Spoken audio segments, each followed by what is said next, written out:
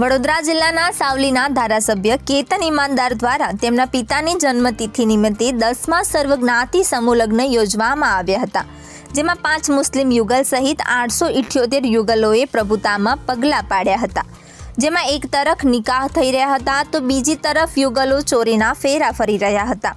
આ સમૂહ લગ્નમાં અંદાજે 2 લાખ લોકો સહભાગી બન્યા હતા।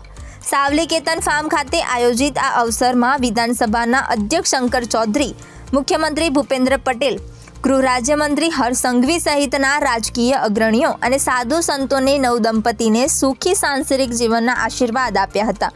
યુગલોએ જણાવ્યું હતું કે કદાચ ઘર આંગણે લગ્ન થયા હોત તો આવા ધૂમધામથી ન થયા હોત। આ સમૂહ લગ્નોત્સવમાં નવોઢા 16 શણગાર સજીને અને વરરાજા સૂટ બૂટ શેરવાની અને જોધપુરીમાં સજ્જ થઈ લગ્ન મંડપમાં વાજતે ગાજતે આવી પહોંચ્યા હતા। વરરાજાના સવારે બેન્ડ બાજા સાથે ભવ્ય વરઘોડા નીકળ્યા હતા।